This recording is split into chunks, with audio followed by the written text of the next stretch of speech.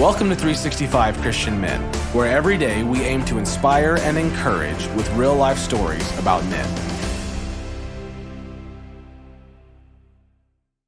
May 17th, Darren Billings. Darren is the senior pastor of Oasis Ministries, a group dedicated to loving and lifting the hurting of our world. Oasis, which began as a small group in 2011, now serves people in 3 cities and 4 areas in Oregon. The ministry's website declares, "We have 2 vital mandates we follow at the Oasis. 1, love God fiercely. 2, love one another fiercely.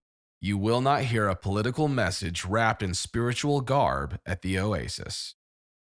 Here is Darren's story. If you ever feel abandoned, remember God will never leave you. Darren tried to be a good man, a good husband, a good father, a good employee, and a good example. But he failed at all of that and more. Eventually, he lost everything. Misdiagnosed in 2001 with attention deficit hyperactivity disorder, ADHD, a doctor prescribed Ritalin. But for Darren, the drug acted like gasoline on a fire and fueled the real problem. Later diagnosed bipolar, Darren struggled to control his mood swings between periods of extraordinary productivity and creativity and the seemingly never-ending nightmare of depression filled with feeling worthless. Memories flooded the present.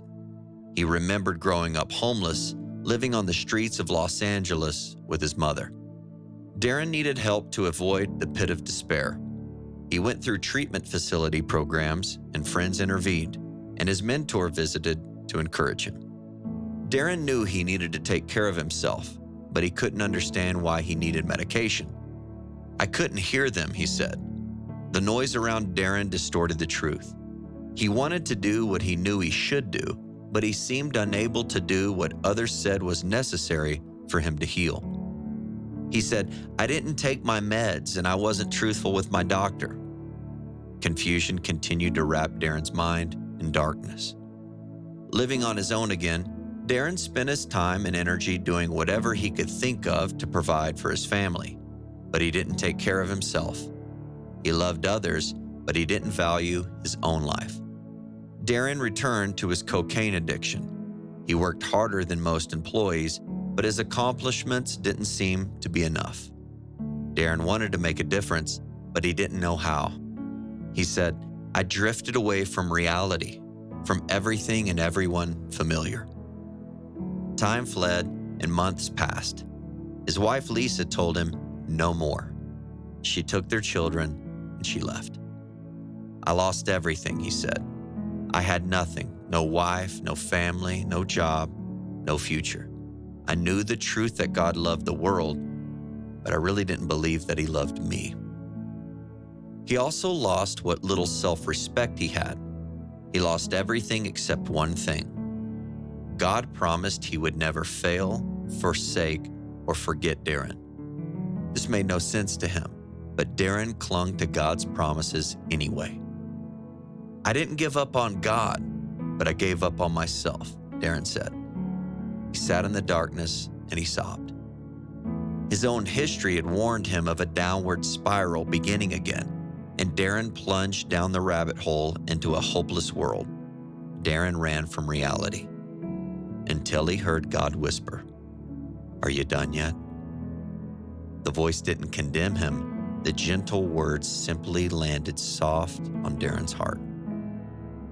God told him, "You don't have to live like this." And Darren stopped running. He faced the real God. Today, in the most dangerous parts of Portland, Oregon, Darren hands out socks and love to people no one else wants. He runs a refuge called the Oasis Filler, where people who have nowhere else to go come to be refreshed. Darren has been where they are. He shares what he has learned. God is wherever we are. Psalm 139, 7-10 says, "I can never escape from your spirit. I can never get away from your presence. If I go up to heaven, there you are. If I go down to the grave, you are there. If I ride the wings of the morning, if I dwell by the farthest oceans, even there your hand will guide me and your strength will support me. Do you ever think that God doesn't care? If you feel abandoned, remember God will never leave you.